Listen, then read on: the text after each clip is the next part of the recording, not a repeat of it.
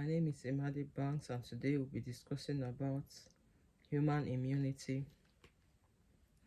We'll be talking about what is human immunity, the first and second line of defense, the third line of defense, self-recognition and tolerance, specific immune system disorder, category of acquired immunity include natural and artificial, immune response to vaccine, concept of herds immunity vaccine and program, the benefit and downside of vaccination. What is human immunity? It's human immunity is simply a complex network of cells, organs, tissue, and chemical in the body that works together to defend the body against infections and harmful pathogens. The immune system recognizes these invaders or pathogens, which include bacteria, fungi, parasites, viruses, as well as abnormal cells such as cancer cells. These microorganisms, such as bacteria and viruses, can typically enter the body through the nose, mouth, as well as cuts in the skin, which can cause serious illnesses and can cause some potential or can be fatal.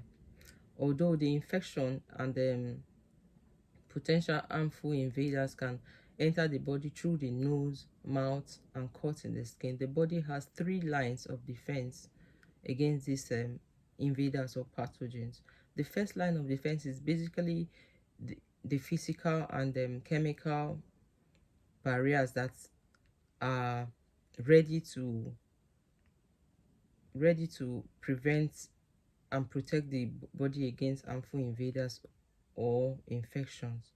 These defense include the skin, the mucus, stomach acid, tears, and friendly bacteria and white blood cells. In the skin, the skin is the largest organ in the body and is the main physical barrier of defense against pathogens. When there is a cut in the skin, it begins almost immediately starts to heal itself and form a scrub to prevent infection. In this way, the skin acts as a physical barrier. In the nose, this acts as a physical barrier against pathogens. Cells in the nose produce mucus that help trap pathogens from the trap pathogen before they travel through to the lungs, and when the nose is blown, it helps to remove trapped pathogen within it. Unlike the nose, stomach, there's enzyme in the stomach that help break down food in the same way. It contains hydrochloric acid strong enough to kill bacteria. Therefore, stomach acid acts as a physical barrier against infection. In the eyes, tears is produced, which contain enzymes and help to prevent pathogen from entering the body through the eyes.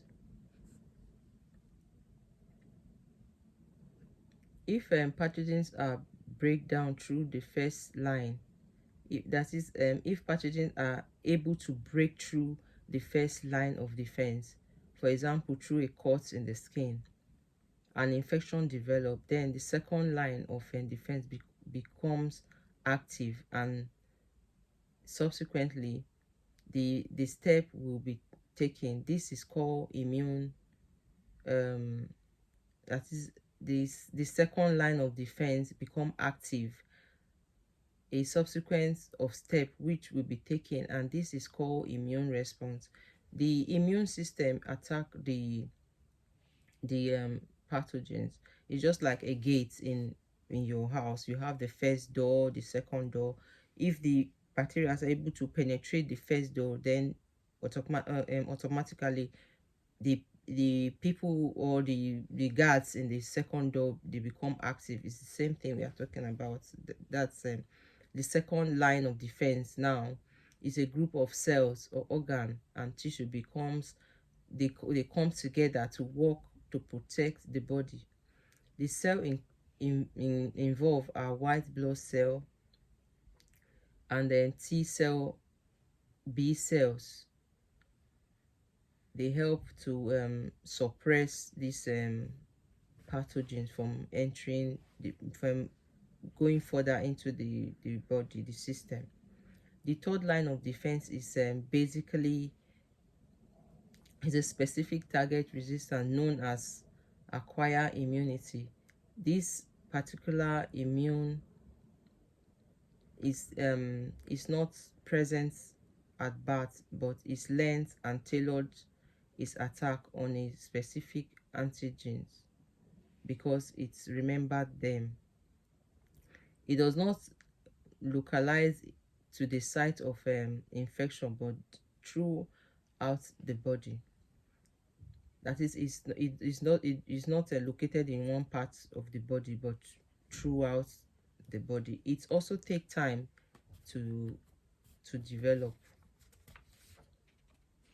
Self-recognition and tolerance refer to the ability of the immune system to recognize the self-produced antigen from non-own antigens. It can distinguish the self-antigen, which are no threats to the body, and harmful invaders.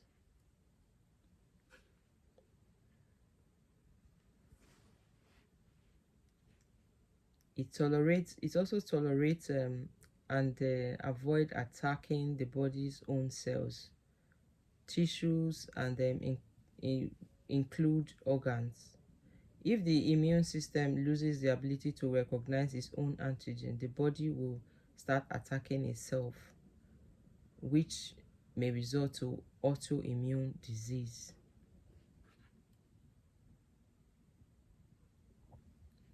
Specific immune system disorder. This refers to the immune system that is weak and not working the way it should. That's if your immune system is not strong enough to withstand those pathogen. It's referred to as an immune system that is weak. Then a weak immune system may be from birth, known as primary immune system deficiency. That's the PISD. The immune system weak by disease is called acquired immune deficiency. That's AID, acquired immune deficiency. Too active immune system as a result of an allergic reaction. Example of immune system disorder present at birth. Children are constantly threatened by bacteria or viruses. Temporary acquired immune deficiency, that is weakened by certain medicines like drugs, use of for example the cancer treatments. It weakens the immune system, and then the immune system doesn't really work to the maximum. AIDS can also weaken the immune system. There's HIV/AIDS can also weaken the immune system. Category of acquired immunity include natural and artificial, then passive and active. Acquired immunity is the one developed throughout your lifetime. You can acquire through vaccine, exposure to disease or infection. When somebody is exposed to a disease or infection all over and over, the body becomes used to it, and that the immune system, it exposes the immune system to that disease or infection, and the body becomes resistant to it anytime the person is infected or is having that particular condition. Another person's antibody too can serve as acquired immunity.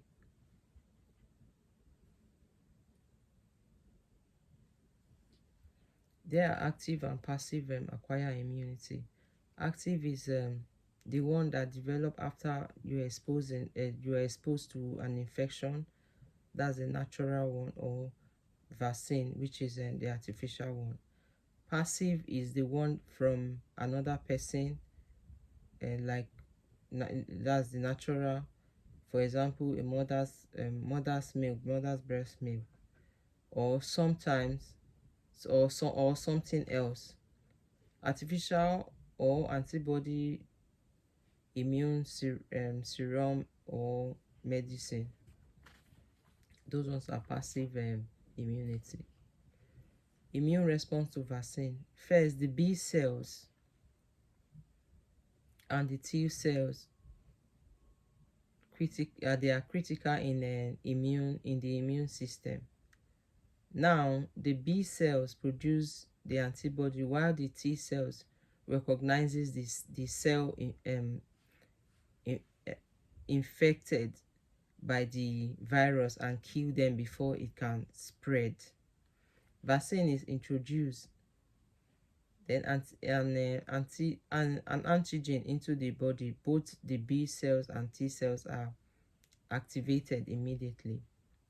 So when the individual is given vaccine, the body recognizes it, then the B and the T cell are activated immediately.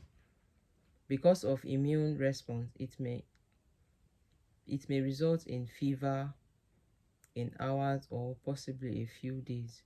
The body acts as if it is fighting off germs. Fortunately, the fever remains mild and is actually the response to fighting the pathogen.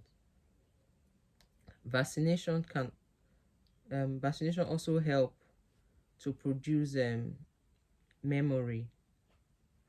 That's the B and the T cells for future use. The vaccination train the immune system to protect and prevent serious illnesses or sickness against particular pathogens.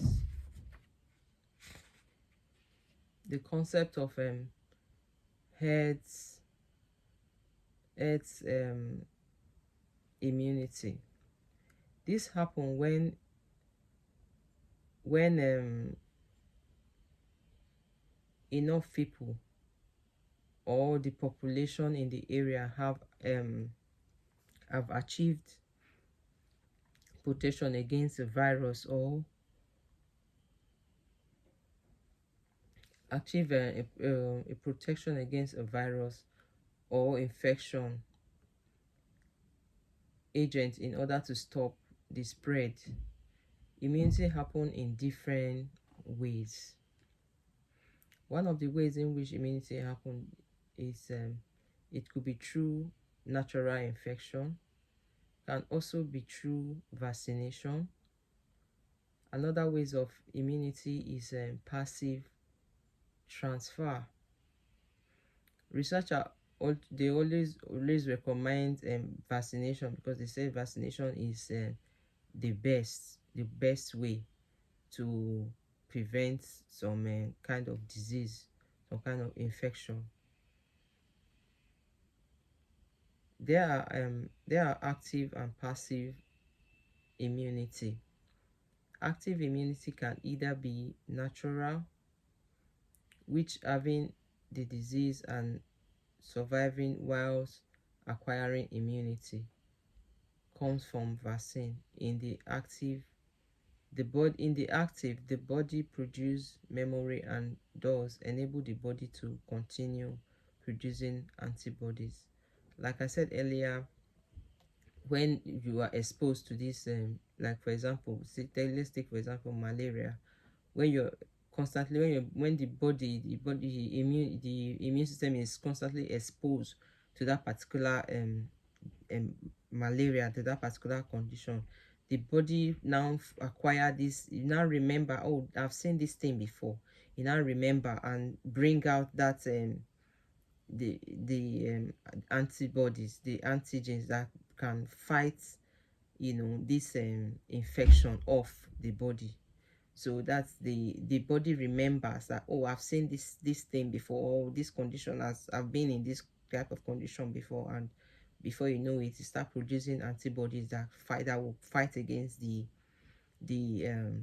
infections, the pathogens. Then the passive immunity is when the body gets antibodies from outside its own body. This could be from the mother passing it to the newborn, or through blood products that contain antibody. That's through blood and transfusion that has antibodies that can fight against the pathogens. The benefit of vaccination and the barrier of to taking vaccination, that's the benefits and the barriers, and the advantages and the disadvantages of taking vaccination. The advantages and disadvantages of vaccination. One of the advantages of vaccination is it stops people from becoming sick or from becoming poorly unwell.